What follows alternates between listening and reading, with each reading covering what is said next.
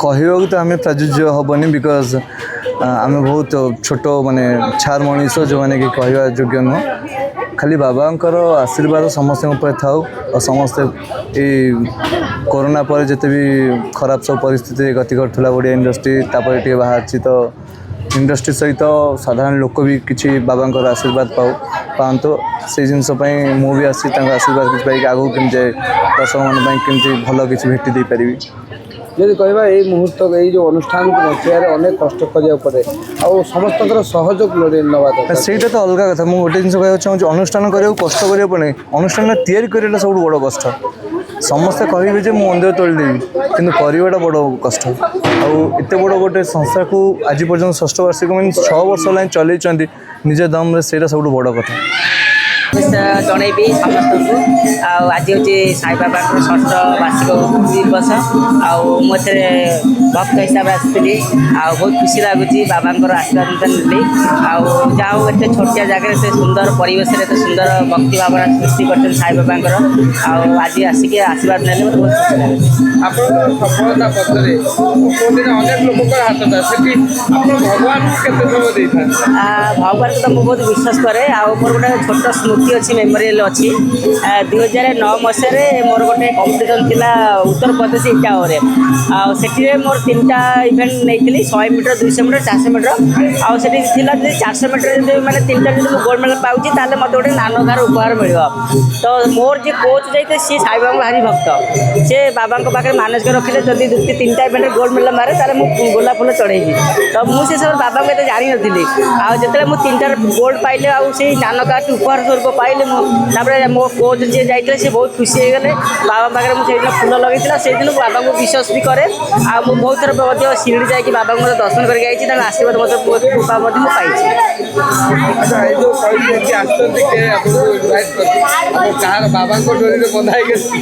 भाई तो जाते मतलब निमंत्रण करने आसी भाई थ्रु रे आसी जेहेतु मुझे गोटे बाबा भक्त हिसाब से समस्त को शुभेच्छा और अभिनंदन जेहेतु ये आज षष्ठ वार्षिक उत्सव साई बाबा मन में गोटे आम दशहरा पर आम मन रखीचु साई बाबा डोरी ये आमको टाणी आनती ना चाहिए भी आसीपारे किंतु गोटे एमती शक्ति अच्छी बाबांकर समस्ते भी देखते भक्त मैंने केते खुशी रे प्रसाद सेवन कर जहाँ हूँ सी पिलाटी बहुत बाबांकर सेवा करके षष्ठ मान वार्षिक उत्सव हो गले आगू बाबांकर आशीर्वाद रहिले भक्त मानकर आशीर्वाद रहिले आहरी उन्नति हम मुझे चाहूँगी भल कि बाबा टे उन्नति हेले भल हाँ गोटे अनुष्ठान को उज्जीवित रखा अनुष्ठान को षष्ठ वर्ष मान 6 वर्ष चढ़ेगा केते कष्ट साध्य होता है से देखु से समस्त माने सहयोग ऑटोमेटिक माँ को कम हो बाबा को कम हो जेकोसी ठाकुर काम मन को केमिति ये ना खाई खाद्य सरे ना कि ऑटोमेटिक से ऊपर माने आसे निर्देश सब आराम से आम अनेक समय देखु विभिन्न आध्यात्मिक अनुष्ठान में आप योगदान करते तो भगवान के प्रति भाव केमिति कौन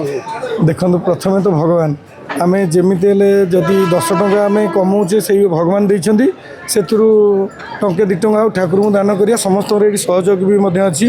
मुझे आसती ठाकुर को जहाँ दवा कथा समस्त इच्छा दौरान ठाकुर काम जहाँ बहुत सुरखुरे चली बहुत खुशी लगुच आज काली तो थिला दशहरा आमर भसाणी थी उत्सव देखे बस भी आम गाधे पाधे आसी प्रसाद सेवन कर भारी खुशी लगुच बाबा ये अच्छा भाई